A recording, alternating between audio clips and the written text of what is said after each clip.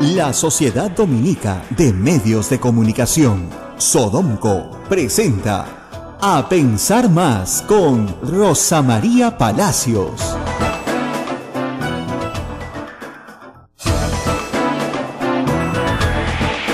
Hola, muy buenos días, bienvenidos. Esto es A Pensar Más con Rosa María Palacios, hoy martes 6 de junio del año 2017. Rosa María. Muy buenos días, amigos, bienvenidos en todo el Perú. Hoy día también es un día de aniversarios. Es el aniversario de El Baguazo. Hace 8 años murieron 32 personas en tanto la Curva del Diablo como en hechos relacionados en la estación de bombeo número 6 de Petroperú. Y hoy vamos a hablar de ese tema, por cierto, porque 8 años después no ha habido justicia para nadie, prácticamente para nadie. Y también vamos a hablar de otros asuntos que tienen que ver con digamos, la relación tensa entre ejecutivo y legislativo.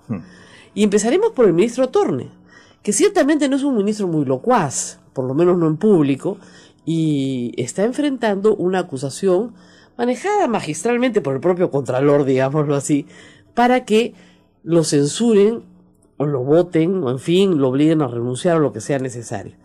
Pero fíjense, acá siempre hay que decir una cosa, que yo le digo a todo el mundo: los pecados de los otros no te hacen santo. Así es. O sea, el señor Alarcón no va a haber dejado de haber vendido 80 carros, haber comprado 2 terrenos cuando era gerente general de la Contraloría en subasta pública, terrenos del Estado, subasta en la que no podía participar, y ni tampoco haberse comprado un terreno en Cerro Azul que no puede justificar con su sueldo de Contralor. No, el tema aquí es que el señor Contralor no tiene la idoneidad requerida para el cargo, porque ha incurrido en una falta grave dentro de su propia ley. Esto es completamente administrativo. Se requiere que el Congreso se reúna en la comisión permanente, lo escuchen y luego de escucharlo sea destituido. Podrá haber grabado a todos sus interlocutores, pero eso no cambia los hechos, ¿ok? Después nos ocupamos en un ratito de Torne.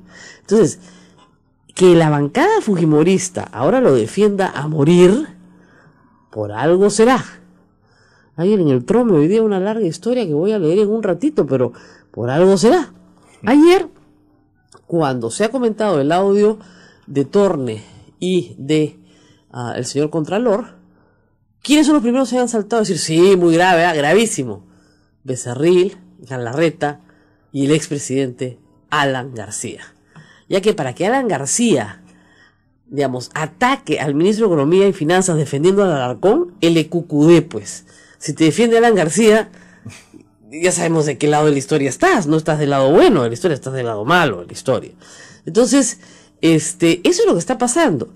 El señor Torne ha dicho, ya ocupándonos de él, que tuvo una reunión de 1 hora con el congresista Alarcón, perdón, que pretendería hacerlo, ¿no? Con el Contralor Alarcón, que le preguntó varias veces e insistentemente si su presupuesto dependía de la opinión de Chinchero. A lo que el señor Torne le respondió varias veces que no, porque es obvio, ¿cómo puede depender una cosa de la otra? Pero ¿a qué tanta insistencia el Contralor de hacerle esa pregunta? Porque lo estaba grabando, pues. El señor Contralor dice, yo no lo grabé. Fíjense, esa conversación es grabada in situ. El señor Torne no se va a grabar para incriminarse a sí mismo. Y presumo que las personas que trabajan con él tampoco. Por lo tanto, ¿quién queda? El señor Contralor. Habían 4 personas. No es la gente del IEF. Y el señor Contralor graba y además edita. En el mismo procedimiento que utilizó Keiko Fujimori, acuérdense, y que le hizo hace un año perder las elecciones. Edita en el mismo canal, en el mismo procedimiento. A la misma hora, en el mismo canal, de verdad, a la misma hora, en el mismo canal, en el mismo procedimiento. Entonces, el problema ahí es bien claro, creo yo. O sea, editan un audio de 60 minutos, yo te puedo hacer, Ismael lo hace mejor que yo, Ismael me puede a mí hacer decir cualquier cosa solo con la edición de este programa. Y puedo cambiar el contexto total de lo que has dicho. Totalmente, Sí. pero totalmente. ¿Ya? Entonces, ¿a qué fue el Contralor a buscar al señor Ministro de Economía? A insistirle sobre el tema de Chinchero. Según Torne, el Contralor una y otra vez se lo preguntó, a tal punto que tú ya comienzas a sospechar por qué me lo pregunta tanto, ¿no? 60 minutos de esto. ¿Qué es lo que estaba tratando de sacarle? Una respuesta que lo favoreciera para luego utilizarla para extorsionar públicamente con la renuncia del Ministerio de Economía y Finanzas, como si fueran hechos canjeables, ¿no? Ya no te preocupes, ya no nos metemos contigo y tú no te metes con el ministro. Es ridículo. Si el ministro se tiene que ir, se irá. Pero que el Contralor tiene que irse, se tiene que ir. Ahora, que no lo va a sacar el fujimorismo, no lo va a sacar pues porque son socios. Ese es el tema. Ahora, ¿qué tanto le debe Keiko Fujimori al Contralor? Es algo que no sabemos todavía. Porque yo de verdad, una semana y media después de estas denuncias, ya hubiera cortado palitos, pues, ¿no? Total. Se supone que no le debe nada a nadie, una ¿no? forma de pensar que ha cambiado radicalmente de un año a otro, porque el año pasado el fujimorismo criticaba duramente. Mira, yo tengo acá una crónica del Trome, a ver. que dice, y tiene un título gracioso, pero bien así, como se dice, atrapador. El Contralor Edgar Alarcón, el eslabón que faltaba. Agárrate, ¿qué es lo que no sabemos? Hoy día en el Trome, y lo firma la nota Redacción Trome, o sea, es de grupal. Entonces dice así, ya, todo empezó el 30 de mayo del 2016, efectivamente.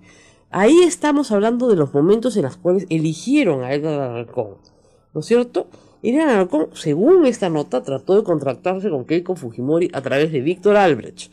Víctor Albrecht lo ha negado, y no lo ha negado, no ha contestado llamadas, y sin embargo, él trataba de llegar al fujimorismo de alguna manera. El 8 de junio, sin embargo, Alarcón fue elegido como Contralor por 15 votos, porque lo elige, acuérdense, la Comisión de Permanente, en medio de un escándalo y reclamo de los fujimoristas que abandonaron el hemiciclo antes de la votación. Luz Salgado, Héctor Berzaín y Cecilia Chacón, entre otros, salieron tirando la puerta. Este es un Contralor totalmente cuestionado. No lo podemos permitir, gritaba Cecilia Chacón. Paréntesis, ¿no? Chisme del cogollo, lo puse ahí en Twitter, ya tiene la bendición, ya la ungieron, es la nueva presidenta del Congreso. Y lo digo porque no es necesario ni votar, si tiene 72 votos ella es, pues. Y va con Mulder en la lista. Normalmente Mulder me insulta y me acusa, no ha dicho nada esta vez, así que me imagino que no podrá mentirme, ¿no? Supongo. Estamos ya a 5 de junio, falta mes y medio, casi 2 meses para que esto se cumpla, menos de 2 meses. No sé, se habrá quedado calladito. Pero en fin, esa es la historia. Seguimos. Entonces, Cecilia Chacón gritaba que era una porquería, en fin, todo lo que había pasado. Y, pasaron, varios días. Acuérdense que ya había sido elegido Contralor el 8 de junio, ya había sido Keiko Fujimori derrotada, pero con 72 congresistas, y acá la historia continúa. Siempre, según las fuentes, habría sido José Chevasco, el oficial mayor del Congreso, quien lo contactó con la lideresa de Fuerza Popular. Chevasco y Alarcón son viejos amigos.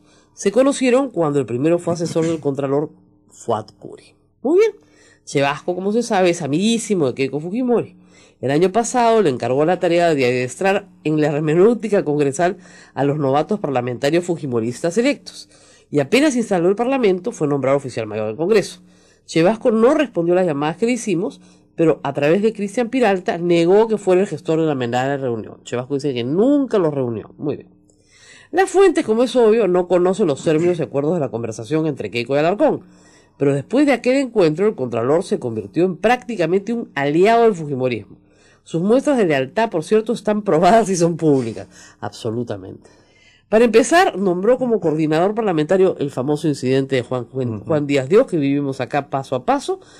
Y, claro, la prueba de fuego fue el escándalo de la compra de las 980 computadoras por la mesa directiva.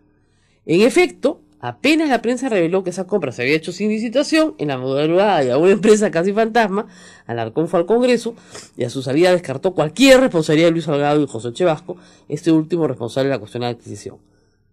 Fue ahí cuando soltó la célebre frase: ¿tanto ruido por 5 milloncitos? Qué buena frase, ¿no? Muy bien. Desde aquella vez hasta hoy, los congresistas naranjas lo defienden, a rabiar. Hasta acusan al gobierno de lanzar una campaña en su contra, por haberse opuesto a la adenda del proyecto para la construcción del aeropuerto de Chinchero. Las denuncias contra Alarcón, sin embargo, son gravísimas, pues. En fin, presionó un funcionario para que retirara su denuncia del Congreso. ¿no? Se adquirió autos lujosos pese a que la ley se lo prohíbe. Favoreció con una jugosa indemnización a la señora que era la madre de sus 2 hijos extramatrimoniales. Ya pues. Y ahora es investigado también por lavado de dinero. Ahí está. Bueno, una famosa reunión, dice el señor Chavasco, que él no es el gestor, entre Keiko Fujimori y el señor Alarcón. Y a partir de ahí, todo fue lealtad absoluta. Bueno, el señor Alarcón no necesitaba reunirse con Keiko Fujimori. Solamente tenía que ser leal. Porque su presencia en la Contraloría depende de la bancada fujimorista y de nadie más. De nadie más. Así de claro. Entonces, bueno, así están las cosas. Estas son las noticias que nos trae el Trome. Había pues una relación directa entre el señor Chavasco, oficial mayor del Congreso, y el señor Alarcón, que no conocíamos. Una relación que viene de su relación, la relación de ambos, con el excontralor Fuad Cuori. Así son las cosas, así se conoce la gente. Así vamos caminando. Y la verdad es que, bueno, nos dicen que no carga el programa en el Facebook Live hace rato, ¿no es cierto? Y van a reiniciar la página, están que reinician y reinician. Sí, están y trabajando nada. acá nuestros técnicos para solucionar este problema desde Radio Santa Rosa. Así es, nuestro técnico en realidad, Nuestro técnico. porque el plural queda grande, nuestro técnico ya está trabajando para arreglar el Facebook Live. Suena como nuestros abogados, ¿no? Claro, nuestros abogados, soy yo mismo, ¿no? En fin, pero sí, no, es interesante, en fin. Ahora, Rosa María, ¿y el costo político a Fuerza Popular no le importa? No le entonces, importa no, en nada, absoluto. después de mil diluvio. ¿Creen que pueden ganar las elecciones que hagan, sean el 2021 o antes? Cada día que pasa sin hay más problema. compromiso en Así eso, es. ¿no? Y, por supuesto, el tema favorito de Panorama y Perú 21, nuevamente los Sumala. ¿Cómo les gusta, no? Es una maravilla. Y a mí me aburriría hablar de esa gente todo el día, pero en fin. Obviamente, Martín Belaún del Ocio, pues, no cantó nada de las barbaridades que él ha hecho, porque de sus delitos no ha hablado. Ha hablado de cosas que obviamente cualquiera sabe no son delito, ¿no? Que OAS le dio plata para la campaña del 2011, que Odebrecht le tenía plata, que Nadine manejaba la plata. Y yo les he explicado eso ya 100 veces, o 154 veces ya creo. No hay delito en el uso de plata de campaña. Todos pueden... el señor Emilio Odebrecht, padre de Marcelo Odebrecht, salió ayer en una entrevista... Bueno, no salió, no, dio una entrevista al fiscal Moro y dijo, los presidentes de todos los países nos pedían plata para campaña. Los presidentes, o sea, presidentes y expresidentes candidatos de todos los países. De todos. O sea, por favor, que todos habían desfilado, los de Brasil y los de fuera de Brasil. En el Perú, en otros países sí es delito, en el Perú no es delito. Es una falta administrativa sancionable, inmediatamente después de la elección no declarar, pero no es delito. Entonces pueden haberle pedido el dinero a Osama Bin Laden si querían y no pasa nada. ¿Ok? Entonces eso es increíble. Pero en fin, hay una estrategia de ataque troll, les contaré nuevamente un poquito activa. Hay un grupo de personas que se han reunido, periodistas y políticos, para atacar directamente al comercio.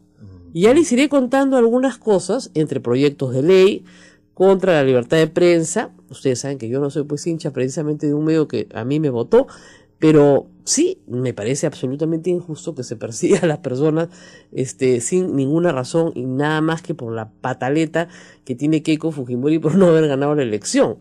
Está clarísimo que esta campaña tiene objetivos muy claros. Clara Elvira Ospina de Canal 4, Berkemeyer del Comercio, por supuesto, y todo lo que no sea apoyar al fujimorismo. Por supuesto, yo no soy ya un objetivo de la campaña porque yo no valgo nada, así que bestial, así aún me informaron, pero por supuesto está Augusto Álvarez Rodríguez, que tampoco lo consideran ya importante porque no está en Canal 2.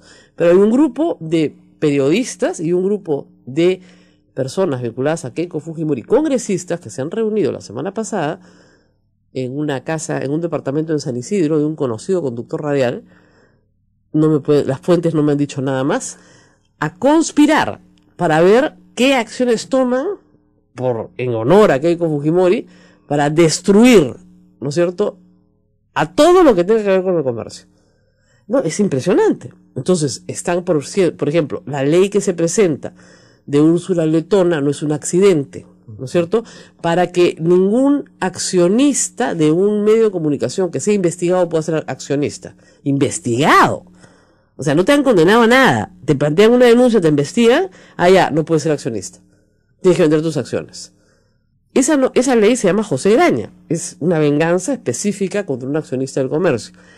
Pero a ese mismo accionista, ¿no es cierto?, que ese accionista del Grupo Graña y Montero ya no es el presidente del directorio porque renunció por el escándalo de Odebrecht, a ese mismo accionista, la congresista, ¿cómo te llamas? Una que es brillante, pero bien trome, Karina Beteta, brillante, ha presentado un proyecto de ley que se va a discutir esta semana en la Comisión de Constitución para que, digamos, tenemos un decreto de urgencia, el 03, por el cual una persona que ha aceptado, persona jurídica o natural, que ha aceptado su responsabilidad o ha sido condenada, no puede contratar con el Estado. Ese decreto hoy se aplica a una sola persona jurídica, a Odebrecht. Y bueno, y a sus filiales, en fin, y conexas, ¿ok? Pero solamente a ese grupo. ¿Qué es lo que quiere hacer la señora Beteta? Quiere que a los investigados se les aplique la misma norma. Igualito, el mismo tema que la libertad de expresión, claro. Exactamente igualito. Tiene que modificar el decreto de urgencia con una ley para que se incluyan los investigados. Entonces, si no ha sido el principio de presunción de inocencia no existe. Principio de presunción de inocencia que se respetó con Fujimori, porque lo sometieron a juicio y finalmente obtuvo una condena. No, acá no existe. Claro, es que cualquier persona podría ser, digamos, denunciada y podría ser investigada sin que se demuestre aún si es culpable o no. Así es. Es más, si por ejemplo hay una empresa condenada y tú compraste en bolsa acciones de esa empresa, en bolsa, que cualquiera puede hacer. También tampoco puedes contratar con el Estado. O sea, ya es de un extremo de locura, pero organizado esto por el fujimorismo. Y no es casual, es una venganza, ¿ya? Porque Keiko Fujimori culpa a América Televisión, específicamente al programa Cuarto Poder, de haber perdido, en vez de culpar al señor Joaquín Ramírez, en vez de culpar al señor Klimper, o de culpar a Hugo Guerra, en fin, a todas las personas que participaron en una conspiración, en vez de culparlos a ellos, culpa a quienes hicieron público, ¿no es cierto?, la manipulación grosera de un audio. Y de nuevo volvemos con la manipulación grosera de un audio, ¿no? Como yo decía, hace un año Keiko Fujimori pierde las elecciones, entre otras razones, por errores suyos, y uno es y ahora quiere bajarse a un ministro con el mismo cuento. Pero con el mismo cuento. Ahora, primero se van a bajar a Sombrío, o después, no sé. Ya el orden no entiendo. Y también van a citar al ministro de Defensa, por los 4 chicos. También lo van a interpelar. Y también la Lucianita León ha decidido que todo lo que compró el Estado está mal. Y se dedica a una persecución, francamente. Yo soy muy amiga, y tengo que decirlo públicamente, de Pedro Cateriano. Pero Pedro Cateriano sabe defenderse solo, no me necesita. Pero esto es ridículo. Pedro Cateriano tiene un libro escrito sobre el caso García. Sobre las investigaciones hechas por él cuando era diputado contra Alan García. Y eso le ha valido la bronca eterna del aprismo. Es el enemigo. Entonces no le pueden poner de presidente de la comisión a un partido que lo ha declarado su enemigo y que le inventa cualquier cosa. Negociación incompatible por sentarse con los ministros de Estado de otros países. O sea, ¿qué querían? O sea, si tú dices que hay negociación incompatible, estás diciendo que los otros ministros de defensa de otros países también son unos corruptos. O sea, tendríamos que romper relaciones mañana con la mitad del mundo. Nunca ha sido muy inteligente. Pues lo que pasa es que Pedro Cateriano le puso 11 cuando fue su alumna y eso lo liquidó, pues. Le puso 11. Y en derecho, tú sabes, cuando te ponen 11... En la práctica, sí. Claro. Le puso 11, pues. Ese fue todo su problema. Yo siempre digo, ¿para qué le pusiste 11? Pues desde que le pusiste 11 y se hizo público, la mujer te odia, pues. O sea, ¿qué informe te va a sacar? Ahora, eso te lo archivan de todas maneras en fiscalía. Como pasa con los informes apristas, que normalmente se archivan en fiscalía, porque el informe condenatorio es un acto político. O sea, es ganas de fregar. Llega al Poder Judicial y antes de llegar al Poder Judicial se archiva todo en fiscalía porque no hay delito.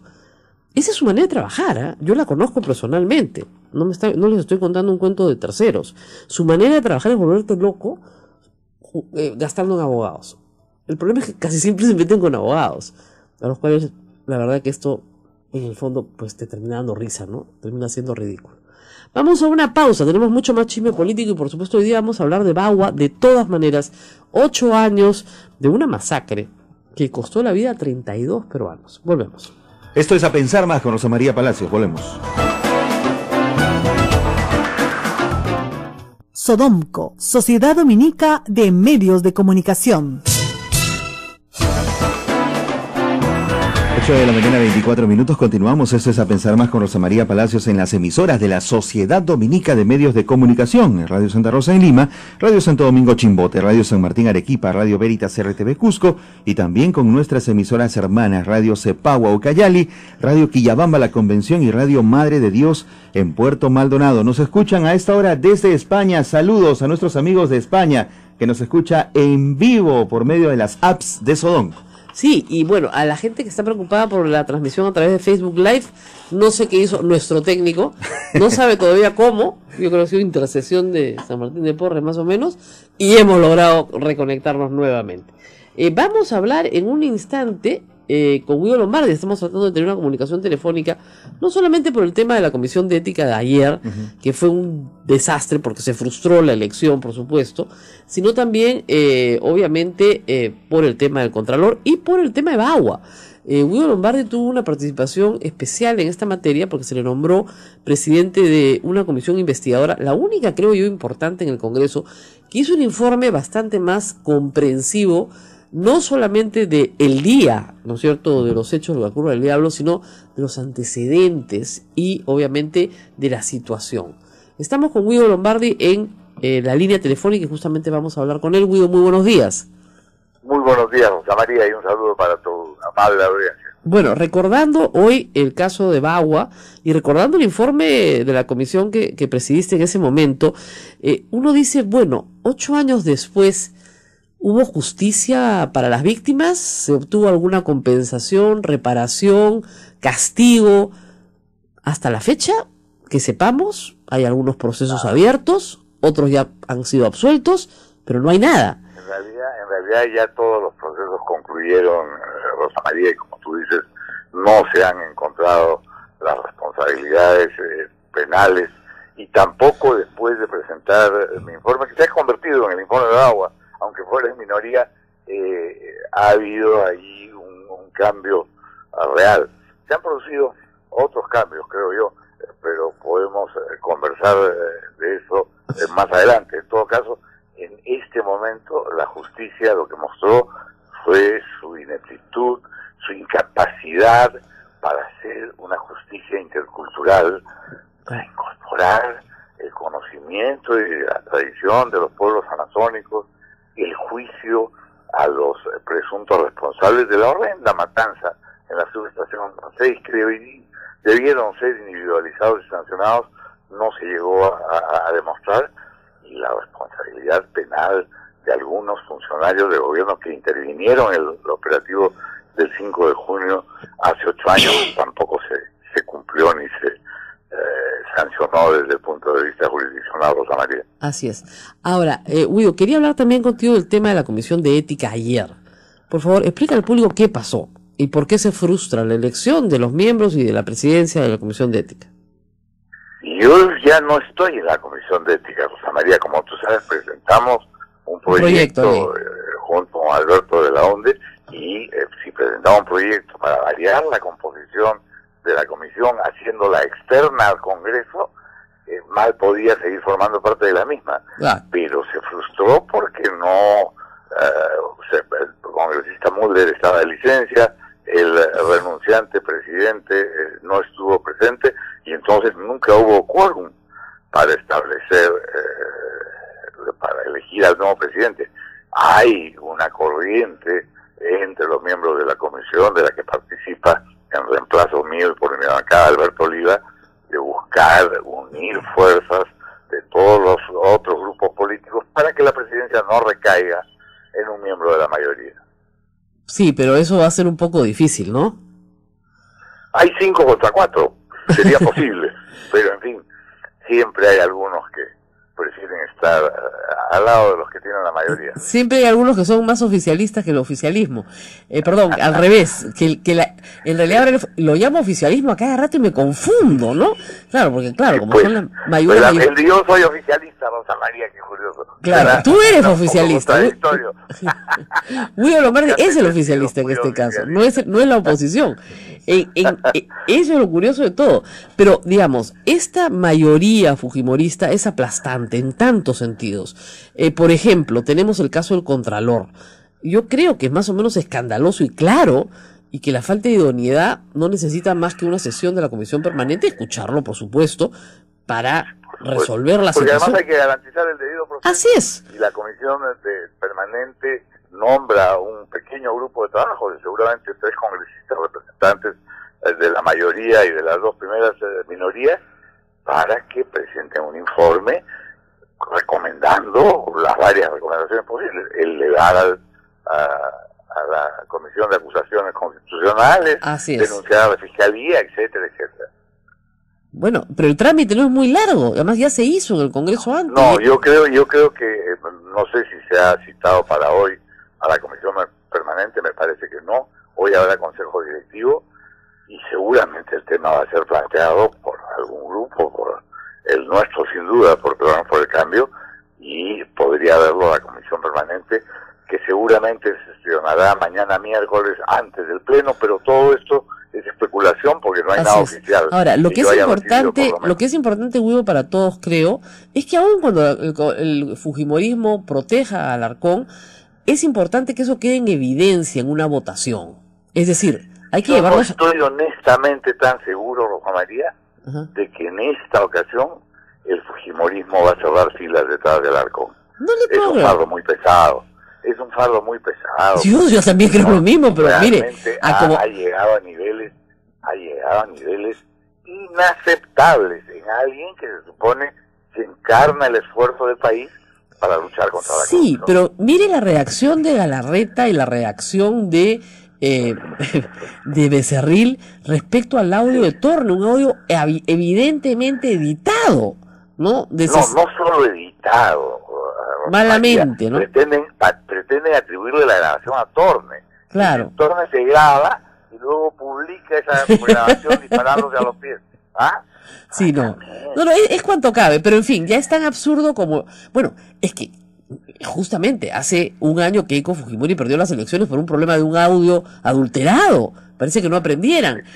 No, el mundo con el tiempo no mejora caballo. Pero en este caso ha sido un programa periodístico el que ha recibido un fragmento o varios fragmentos del mismo, se ha notado que del mismo canal, pero en fin, si ya perdiste ahí canal y a puchitos, entonces te parece ser que no tienen la edición completa, porque cuando Alfredo Torne, lo que dice Alfredo es que está perfectamente dispuesto a venir al Congreso, claro, en calidad de invitado a la Comisión de Fiscalización, al Pleno, a donde quieran. Ha tenido que viajar hoy como presidente de la República en un viaje largamente programado para traer inversiones al país, claro, pero regresa el viernes y seguramente estará el lunes en comunicación con cualquiera de las comisiones del Pleno que tenga interés en recibir su explicación. Pero lo del Contralor tiene que verse también. Y Alfredo realmente tuvo. Ahora, los fujimoristas han anunciado ya una interpelación y una posible censura al ministro de Economía. No, hay voces, algunas voces. Yo escuchaba ayer a Becerril referirse en términos cautelosos a la posibilidad de ¡qué milagro! Sí. O sea, Becerril y cauteloso, en una misma oración no parece posible, pero no, parece rara las dos palabras juntas. Pero es curioso, ¿no? Que hace un año... vamos a ver cuál es el ánimo, Rosa María. Hay evidentemente un ánimo encrespado. Yo no te voy a decir que las aguas están tranquilas porque no lo están. No lo están. Y hemos pasado de la renuncia o de la solicitud de renuncia a Martín Vizcarra como presidente y pasando por el medio a Sombrío, ahora Torne y a Yufra lo querían censurar. Sí, el primer día. Todavía, antes de que se sentara en el despacho. ¿No es cierto? Sí. Ahora, en el caso de Basombrío, sí, la interpelación sí viene, eso sí no hay discusión. Sí, bueno, ya se ha presentado un pliego, pero las urgencias a veces dejan que se posterguen algunas cosas. Claro, y cuando ya llega la discusión, discutir la verdad que la marcha del Movadef suena ridículo, ¿no? Pero de eso, por eso la están citando. Vamos a entregarle ese triunfo al Movadef. Así es. Miren qué poderoso es que hace caer a un ministro. No, pues. Pero digamos, esta estrategia... Ahora, lo que nos preocupa a todos es que, bueno, el presidente ha salido a buscar inversiones. El problema es que no está viniendo inversión privada al Perú grande porque hay un clima de inestabilidad, con un Congreso que no colabora con el Ejecutivo en absoluto, sino más bien obstaculiza permanentemente, a tal punto que legislar es imposible. O sea, digamos... Es muy complicado. Nosotros, la semana pasada, para poner un ejemplo fresco, teníamos un decreto legislativo dado bajo la delegación de facultades, el 1333, para facilitar, Rosa María, y eso tú lo vas a entender muy rápidamente y quizás después lo puedas comentar con detalle con el público, el saneamiento físico legal de los bienes del país. Así es. Porque para reconstruir, para hacer una carretera, para hacer una serie caos. de obras, tú tienes, en algunos casos, que expropiar. Para poder expropiar tienes que saber a quién le pertenece el predio, y para eso hay que hacer un saneamiento físico legal. Esta institución no iba a expropiar, no tenía poderes ni facultades para hacer nada en contra del ciudadano. Mero trámite. Poner orden. Claro. La derogaron. Se han bajado, pues, y dicen que colaboran con la reconstrucción del país, en medio de un país en crisis de construcción, porque ya a estas alturas el verano no ha hecho sino agravar. A estas alturas se han bajado ya tantos decretos legislativos que la prensa ni siquiera le está pudiendo llevar la cuenta. Sí, pues no es fácil llevar la cuenta y no es fácil entrar al detalle de cada uno y ver el perjuicio que se causa dejando ese vacío legal. Y no solamente eso, las normas que triunfan en el Congreso son normas como esta, derogatorias, y normas con nombre propio. O sea, ayer me enseñaron un proyecto de ley sobre el tema de la contratación de contratistas. Ahora van a ser no solamente los condenados, sino los investigados, igual que la ley de prensa, exactamente igual, que la ley se debería llamar Ley José Graña, porque no se me ocurre otro nombre.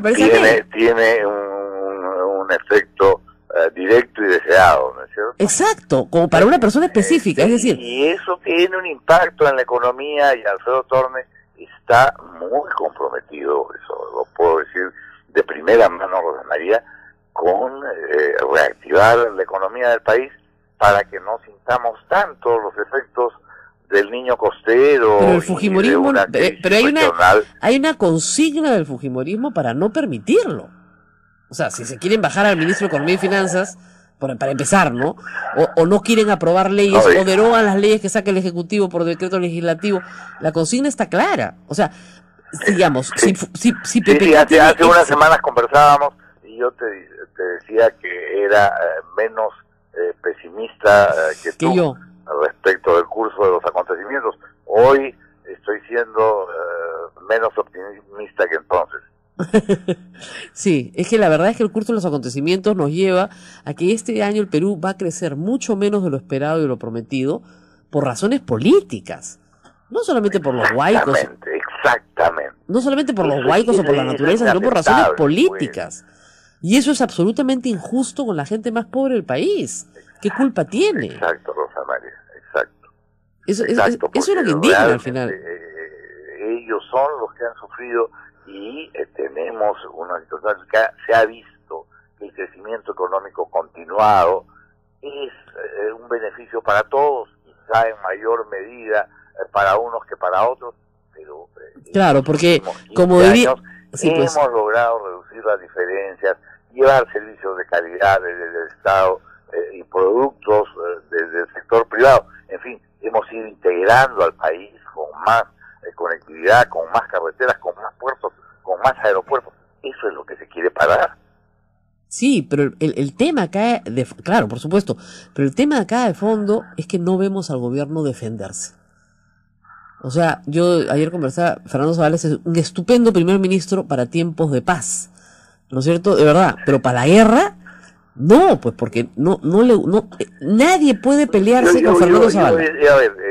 Yo creo que Fernando tiene entre muchas, una cualidad que le permite ser un buen jefe jefe político del gobierno, y es su serenidad, Rosa María. Claro. Él está dispuesto a conversar con cualquiera, a escuchar a cualquiera y a hacer lo que en su leal saber y entender le conviene al país. No, pero además es incapaz de pelearse con nadie. O sea, nadie puede pelearse con Fernando Zavala, es imposible. Sí, claro. Es absolutamente imposible pelearse con él porque... Un espíritu. Exactamente, pero tal vez no es una sea la persona razonable, pero quizás se necesita, dices tú, alguien con más... bueno, cuando comenzó a decir, oigan, no abusen del poder, se le tiraron todos encima, incluido el ministro Pedro Lachea, que salió a decir, yo no sé de dónde ha sacado eso. ¿Cómo que de dónde ha sacado? Lo ha sacado del día a día, ¿no? El ministro Pedro Lachea sale a decir, yo no sé de dónde ha sacado eso, Fernando, la verdad. Es una cosa espantosa, ¿no? O sea, entre como ustedes mismos se descalifican. No, yo creo que eso está mejorando cada día. Hay reuniones periódicas de la bancada con el primer ministro. Nos falta quizá mayor fluidez en el trato con la totalidad de los ministros. Eventualmente vemos a uno, pero debería, creo, haber un contacto más fluido, como lo hay con economía y finanzas, entre otras cosas, por la cercanía y por la importancia, pero se está trabajando políticamente. Yo creo que se equivocan que quienes dicen que esto es un gobierno puramente tecnocrático. Hay respuestas políticas. La lamentable renuncia de Martín Vizcarra ha sido una respuesta política, por más que haya quienes dicen que era la única salida posible, y la reacción rapidísima de Yufra, que dijo prorrogó por 90 días, pues ahora lo acusan de que si dijo 90 días, ¿por qué resuelve las cosas del 3? Tenía que prorrogar la venda, pues. No son más brutos porque no practican, ya.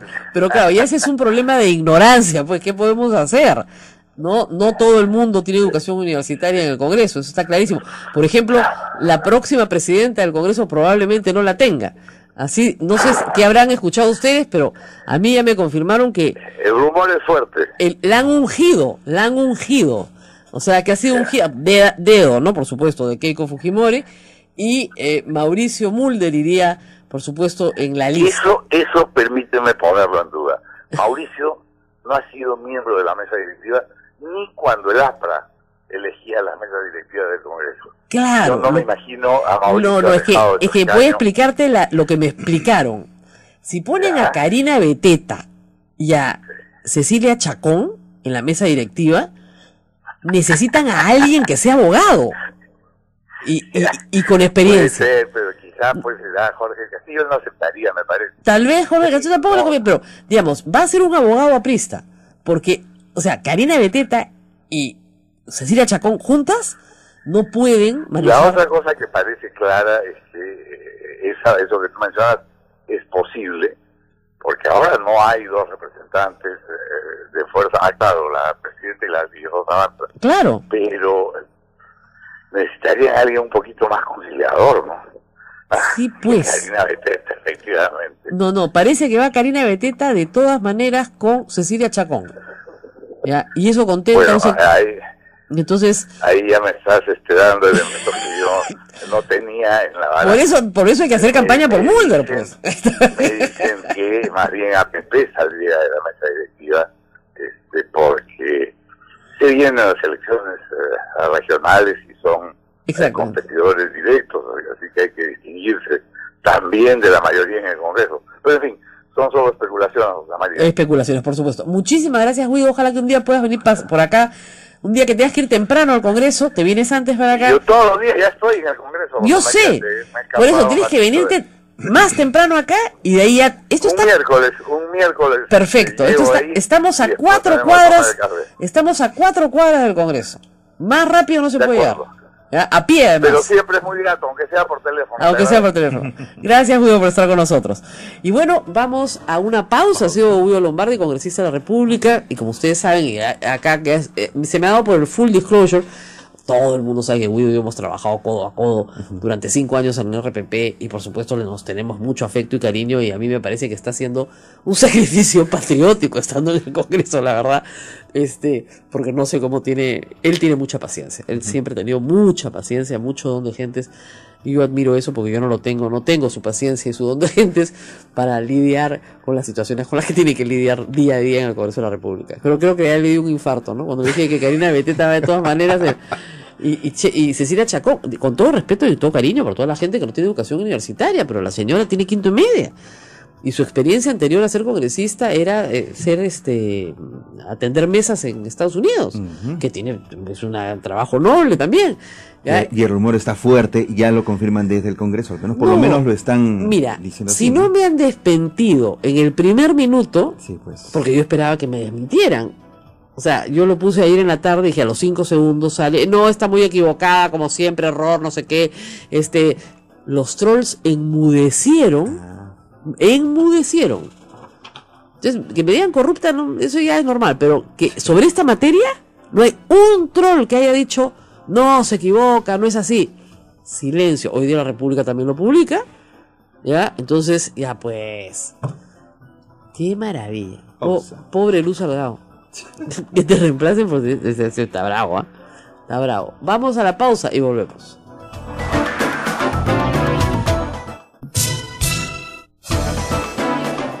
Amigos, que tenemos también un canal en Facebook y en Twitter, que es Sodonco, donde se encuentran todos los programas que transmitimos aquí en el programa. Se hace enlace con el YouTube, donde todos los días publicamos. Gracias a la magia, a la tecnología, este programa llega a miles de personas. En todo el mundo. Sin que nos cueste mucho. Es una maravilla. Quiero agradecer a algunas personas, sobre todo una persona que me escribió muy bonito en mi web, diciendo que quería regalarle plata a Radio Santa Rosa, ¿ya? Y hay un sistema en los Estados Unidos que se llama crowdfunding, que es y lo hace National Public Radio y otras, pides pequeñas donaciones, microdonaciones en línea y la gente te pone $1 y finalmente juntas, ¿no es cierto? Nosotros, los padres, no tienen este sistema porque los padres creen en la buena voluntad y en la divina providencia. Entonces, hacen una rifa, como ustedes saben. Nos pueden comprar todos los tickets de la rifa que quieran para diciembre, pero si usted quiere hacer una donación, la Sociedad Dominicana de Medios de Comunicación es una sociedad sin fines de lucro, es una asociación sin fines de lucro, a la cual usted puede donar perfectamente. Creo que hay unas cuentas. Hay cuentas en la página web. En la página web de Radio de Santa, las radios. De las radios y de Radio Santa Rosa también específicamente, pero va a un fondo para todas las radios que somos parte de esto. Ahora, si usted quiere hacer una donación específica, puede hacerla también llamando al padre Javier y diciendo esto es específico para Radio Santa Rosa. Así es. Les agradezco muchísimo, porque saben que no vivimos de publicidad, sino vivimos de la divina providencia. Y claro, hay un montón de ustedes que no tienen la más remota idea de qué cosa es eso, ¿ya? Pero créanme que funciona. O sea, la divina providencia es cuando tú le dices, mira Dios, me pongo en tus manos, ya tú verás que como mañana, porque hoy día no sé qué va a pasar. Bajo la expresión Dios proveerá. Dios proveerá, ya veremos. ¿Ya? Yo no puedo ver hoy día, no voy a angustiar, no voy a dejar de dormir, no. Y miren, hay sitios que tienen niños, que tienen ancianos, 300, 200 niños, y las religiosas no tienen un centavo, y el día siguiente hay que darle de comer a todos, y se van a dormir rezando la Divina Providencia, y el día siguiente llega la comida. Sí, ¿o no? Llega. Así que funciona, más de lo que ustedes puedan imaginar. Pero claro, ustedes también tienen que ser pues instrumentos de la Divina Providencia, ¿no? Si no se ponen un poquito al día con sus deudas con el de arriba, no va a funcionar. Bueno, estamos para hablar ahora de Bagua nuevamente, pero estamos con el abogado Juan José Quispe, abogado del IDL. El IDL ha seguido el caso largamente, desde sus inicios, hace 8 años, desde el empadronamiento que se hizo, por cierto, que fue central, y en la Defensoría ICFI jugó un papel espectacular, porque acabó con los rumores, se definió exactamente el número de fallecidos, de heridos, y lo que se determinó fue que murieron 22 policías, 10 civiles. De estos 10 civiles, 5 eran nativos, y estaban en la Curva del Diablo. Otros 5 no eran nativos y fueron algunos fallecidos fuera de la Curva del Diablo, más bien en el enfrentamiento ya que se desplaza hacia la ciudad de Bagua. Pero efectivamente hay 10 fallecidos civiles en el intercambio con la policía. En ese intercambio feroz con la policía mueren 10 policías. Pero tal vez para mí lo más grave es que mientras estas noticias se iban dando por radio, en la estación número 6 de bombeo del oleoducto norperuano, un grupo de nativos capturó a 12 policías, los cercó, los capturó, los sacó maniatados y los ejecutó. O sea, es una ejecución extrajudicial, sin lugar a dudas, de una gravísima violación de derechos humanos, imprescriptible, creo yo, porque eso es genocidio, es un genocidio de policías. Sobre eso, hasta ahora, no hay justicia. Gracias, doctor, por estar con nosotros. Gracias, Rosa María. Muy bien. En el caso de los hechos de la Curva del Diablo, efectivamente se ha absuelto, la justicia ha absuelto a todos los que aparentemente estuvieron ahí o no estuvieron ahí. Algunos tratando de imponer la paz, otros no, pero la justicia no ha determinado que por razones culturales, justamente se hicieron presentes ahí para defender lo que ellos creían era una amenaza a su vida, ¿no es cierto? Y fueron absueltos. ¿Ustedes participaron en ese proceso? Sí, Rosa María, nosotros participamos y estamos participando en los 4 procesos que hay del Baguasa. En esa primera sentencia se confundió mucho, ¿no? Porque el enfrentamiento que hubo definitivamente que se originó por el desalojo que hizo la policía, ¿no? Desalojo con 800 FAL a un lugar donde no había ni un solo informe de inteligencia, que estuvieron 56 días, en donde daba cuenta que los nativos tenían armas hechizas, tenían pistolas, retrocanas, no tenían nada. A un lugar se va a protestar no con niños, no con mujeres, no con ancianos. Y los nativos fueron así, porque si hubiesen querido ejecutar a las personas... Ahí mataron 10 policías, ¿eh? Ahí mataron 10 policías por arma de fuego. Por arma de fuego. Claro. En la Curva del Diablo, los policías mueren por proyectil de arma de fuego.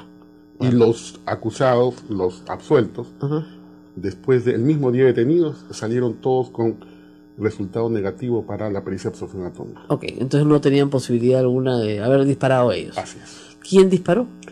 Esa es la investigación que desde el IDL, quien habla, yo estuve el día 6 de junio del año 2009.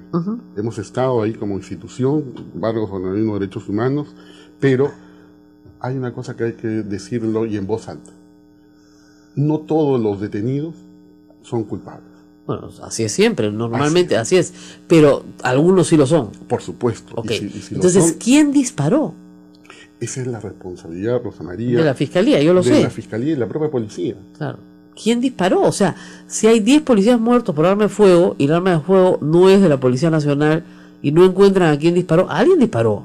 Por supuesto, y esa es una investigación que le correspondió en ese momento a la Fiscalía. No, y además al mayor Bazán se lo llevaron y hasta ahora nadie lo encuentra. Ese es otro punto que para nosotros es central. ¿En qué sentido? No es que porque seamos organismo de derechos humanos solamente velemos por los derechos humanos de los indígenas, sino también de los familiares de los policías y del policía desaparecido. Claro. Tenemos no solamente ejecuciones extrajudiciales, sino desaparecido. Así es. Entonces, no hay ninguna respuesta, porque fíjese, una cosa que busca un proceso penal, y usted lo sabe, no solamente es castigo, es establecer una verdad. Aunque sea una verdad procesal, pero una verdad.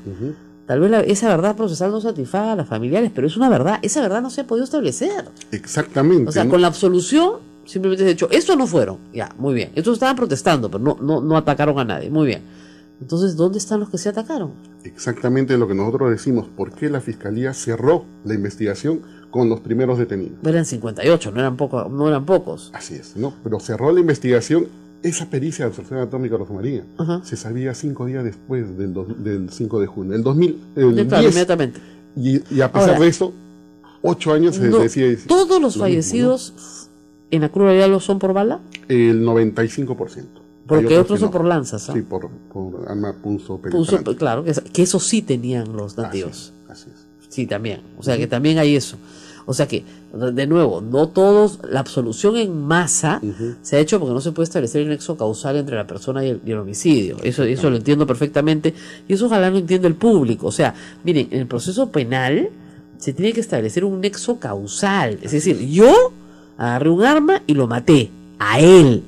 No nosotros que éramos un manchón, ¿no es cierto? Y cayó muerto uno al frente y todo el manchón es culpable. No hay fuente ovejuna en el derecho penal, se tiene que identificar al responsable. Eso es lo que lo hace muy difícil. Ahora, en la Curva del Diablo, los hechos son más o menos claros, pero más claros son en la estación de bombeo. Y ahí hay 25 personas que están siendo acusadas por esos hechos, con testigos que los identifican además. ¿Por qué no se consolida ya ese proceso y se acaba? A ver, le digo, si bien es cierto, hay testigos que son los sobrevivientes. Así es. Y hay testigos que son los miembros de la estación 6. Así es, que sobrevivieron. Los que sobrevivieron.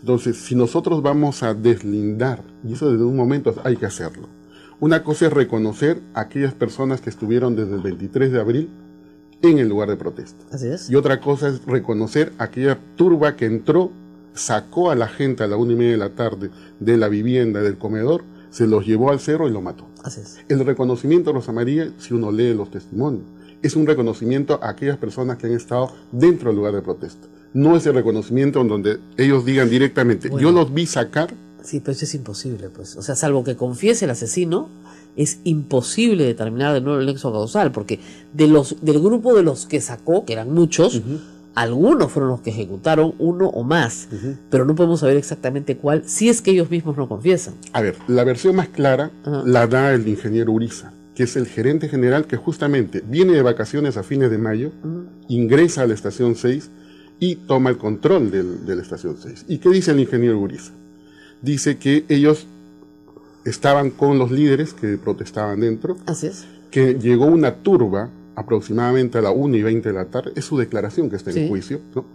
Que desconocen a los líderes Que entraron en esa turba. que estaban, la turba desconoce ¿Conoce a los líderes? Muy bien. los tumba al suelo por la parte de atrás, incluido al mayor Montenegro Ya. y al señor Pedro Tiwi, líder en ese momento De indígena. dentro de la estación, le dan un lanzazo y él finalmente muere hace 3 años. Ajá. Pedro Tiwi, un líder dentro de la protesta que se hizo en la estación 6, muere como consecuencia de las lanzas de otros indígenas. Y eso lo dice el señor Urizar. Entonces, la pregunta que se le hace, ¿los líderes indígenas, en primer lugar, ordenaron que esta turba? No. Ya, No. ¿Los líderes indígenas pueden identificar a las personas de esa turba? No, Sí. no se puede identificar porque todos están pintados. No.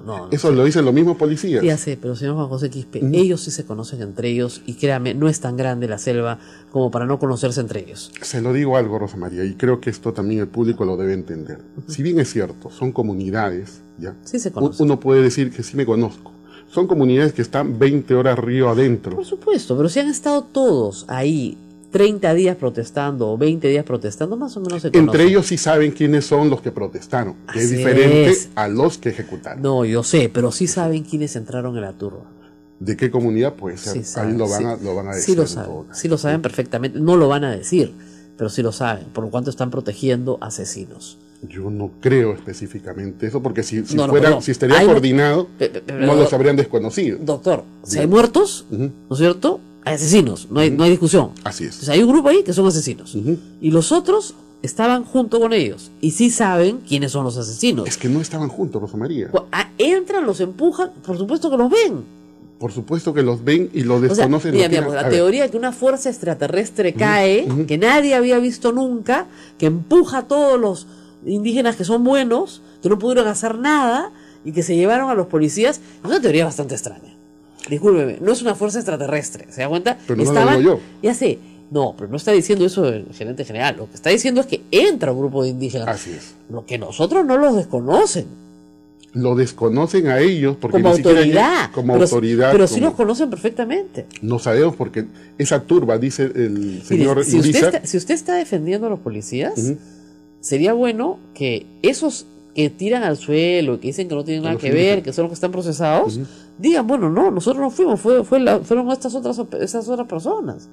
mire, le digo No una tienen cosa. derecho, o sea, no tienen la obligación de incriminar a nadie, por cierto, pero sería una bonita defensa. Le digo, ¿sabe por qué? Por las familias de los policías. Así es. O sea, porque la verdad, la familia de la policía es la que más ha sufrido en esto. Yo no digo que los civiles no hayan sufrido, también, por cierto, pero la familia de los policías como personas no tenían nada que ver en el asunto. Por supuesto. Estaban cumpliendo un deber, Ujú. que es imponer orden y ley ahí donde hay desorden, ¿no es cierto? Y no hay ley. Eso es lo que tenían que hacer. Y los ejecutaron, Así es. amarrados. O sea, sin posibilidad de defensa. Eso es o sea, una uno- muerte que se tiene que identificar, Rosa María. Yo lo sé, pero digamos, tenemos la posibilidad de hacer una investigación en la cual durante 8 años, ¿no es cierto?, se identifican los autores.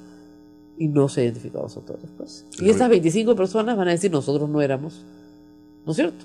¿Ustedes son abogados de quiénes Pero en ese definitivamente nosotros somos abogados de los líderes, incluido del muerto, de la familia del muerto. Claro, pero qué pena que no sean también abogados de los policías. Yo sé que no se puede, pero de verdad que es que, digamos, son abogados de los líderes que dicen que son inocentes y que tienen el testimonio de una persona que dice que ellos no fueron sino los otros, pero sería bueno que los líderes dijeran quiénes fueron entonces. Si los propios policías que han estado dentro de la estación 6, que ingresaron el 28 de mayo, que son los sobrevivientes, dicen que ese grupo no lo hemos visto en el lugar de protesta. No, ya sé, pero no es un grupo Entonces, extraterrestre, pues. No es extraterrestre, no sé, pues, Rosa María. no, pues sí, extraterrestre, viene de otra tierra, porque nadie lo vio. Apareció solo, de la nada, se llevó a todos, los mató y luego desapareció y se fumó en medio de la selva. ¿Los puede reconocer una persona que diga que es de Campanquis, que diga que es de Villagonzalo, pero más allá, entre Bagua y esas comunidades? Yo no lejos. puedo creer esa teoría, y usted tampoco. O sea, discúlpeme, es una teoría muy difícil de creer. O sea, que no se pueda establecer el nexo causal entre sus patrocinados y la víctima, yo solo puedo entender. Pero que una fuerza extranjera, diferente, de otra tribu, de otro grupo, de otra etnia, llegó, arrasó, empujó, y ellos perdieron toda autoridad, nada. No pueden haber perdido toda autoridad. Pero si los tumban al suelo, si le meten la lanza, ¿qué autoridad tenían sobre ese grupo que entraron? Y eso no lo decimos nosotros como argumento de defensa. Lo dicen... Yo sé, pero digamos, yo seguramente sacará bien librados a sus patrocinados, pero son unos irresponsables porque ellos provocaron esto. Ah, sí, claro. Ellos lo provocaron. Que haya entrado una turba detrás de ellos a matar a los policías, lo provocaron ellos. ¿Qué provocaron? Se les salió de las manos la protesta a los líderes indígenas. No pudieron controlar a su propia gente. ¿Pero por qué se salió de las manos? Bueno, porque ellos no supieron controlar a su gente, porque el asesinato es un delito. Correcto. Y eso hay que enseñárselos a los niños, correcto, aunque estén en la etnia más perdida del Perú. Rosa María, dígame y ellos usted, permitieron que mataran a 12 policías. Dígame usted, ante una cantidad de gente que no es la que estaba protestando, ojo, yo te digo una cosa. Si no es la que estaba protestando, ¿por qué no la votaron de ahí? ¿Por qué no la rechazaron? Si vienen con turba y desconocen a los líderes... No, pues es que no llegan de la nada el mismo día. Acaban de llegar hace 5 minutos, una turba, se llevaron a la policía. No, estaban ahí. A ver, le digo algo. Pueden haber llegado el día antes, pueden haber llegado la noche antes, pero entonces, estaban ahí. Entonces estamos contradiciendo la versión de los propios policías. Los propios policías dicen que en ningún momento los vieron en lugar de protesta. Y dos, Rosa María, si tú me dices que no evitaron eso, ¿cómo se explica que entre el 23 de abril, que tomaron la estación 6, y la 1 de la tarde del 5 de junio, no había ni un muerto, ni un herido? Entonces entraron a matar. Claro, eran buenas personas. Estaban dentro de la protesta, sí, igual que en la Curva del Diablo. Entre el 9 de abril y el 5 de junio, a las 5 de la mañana, no había ni un solo muerto, ni un herido. Ojalá, eso está muy bien, eso entonces, esperamos. Esa es la protesta pacífica. ¿Y cómo vino la represión estatal? O sea, los policías merecían morir. No es que merecían morir, Rosa por María. Represivos. No. Los policías no tenían que cumplir un manual de derechos humanos. ¿Sí, tú lo sabes como abogado? ¿Y qué le pasó a los policías que ¿Por qué llevaron FAL? ¿Y por qué a los que estaban en la estación de bombeo número 6, que no hicieron nada y que los sacaron amarrados, no cumplieron con el manual de derechos humanos, acaso? Yo quisiera decirte algo. Si este plan hubiese sido bien ejecutado, tontamente se hizo un desalojo sabiendo que había personas policías retenidos ahí. Eso debemos decirlo. Nadie sabía que estaban secuestrados. Todos sabían que estaban en la estación 6 desde el 23 de junio. Pero nadie sabía que estaban secuestrados. No hablamos de secuestro. Por supuesto que están secuestrados.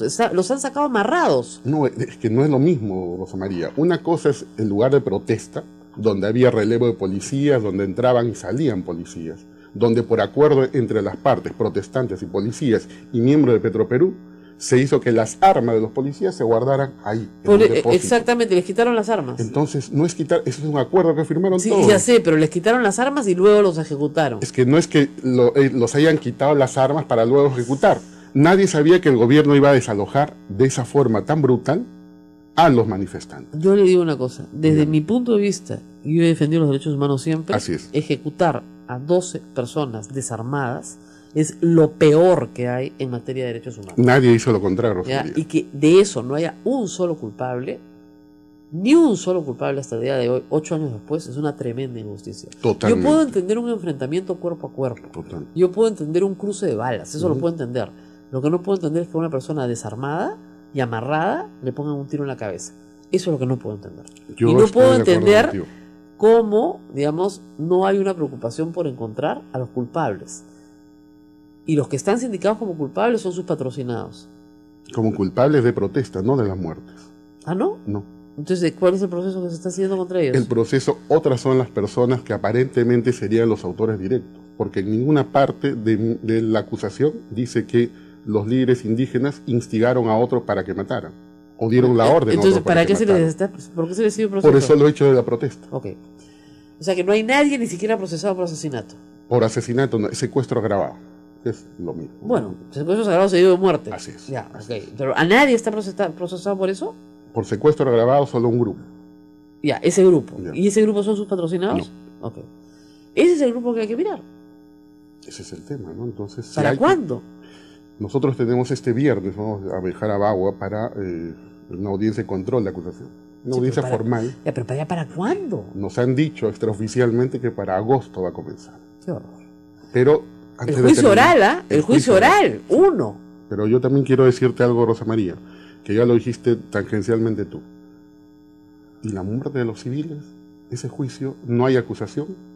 Ya prescribieron los delitos. Y absolvieron, sí hubo juicio, absolvieron a todos los que se presumían culpables. No, los civiles, por la muerte de los civiles, porque están procesados 7 policías. Sí. Ya, en ese juicio no hay una acusación.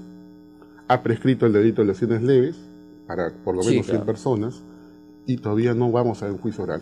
Tú como abogada sabes que una persona agraviada de un delito solo va a conseguir una reparación civil con una sentencia condenatoria. Así es. Correcto. Y si ha hecho sus gastos durante estos años, donde el Estado no le ha dado ni siquiera atención médica, ni siquiera un bono, siguen haciendo... Un chico que ha venido ahora, que ha perdido la pierna, le dieron un balazo en la pierna de falda. Ese chico era mototaxista, ahora es prácticamente una persona discapacitada. Aparte de discapacitada, ha perdido su hogar, ha perdido todo. Entonces, ¿qué resarcimiento busca? ¿Qué tiene que ver que haya perdido su hogar por haber perdido la pierna? Es que lamentablemente, pues, a veces las parejas no entienden, ¿no? Entonces le dicen, no, tú ya eres discapacitado, no me puedes mantener. Bueno, esa es una historia personal. Digamos. Así es, pero es una consecuencia del baguazo. Y él está esperando que se inicie el juicio. ¿Y sabe lo que nos ha dicho el Poder Judicial? Acabe estación 6, recién va a iniciarse el juicio por los civiles muertos. O sea, estamos hablando que ese juicio lo vamos a acabar en el 2020. ¿Con suerte? Con suerte, es justo eso. No es justo para nada, pero Así con es. suerte. Eso es culpa del Poder Judicial, hay que decirlo. ¿eh? Así es. Muy, muy, muy claro. Bueno, muchísimas gracias, doctor. No es como nos decía, Hugo Lombardi quería que todos los procesos se habían acabado. No todos los procesos han acabado. Lamentablemente, muchos siguen y seguirán. Nosotros nos tenemos que ir, lamentablemente, volando, porque nos hemos pasado largamente la hora, pero mañana nos volvemos a reencontrar con toda la información política del país. Nos vemos. Cuídense mucho, hasta mañana. Chao.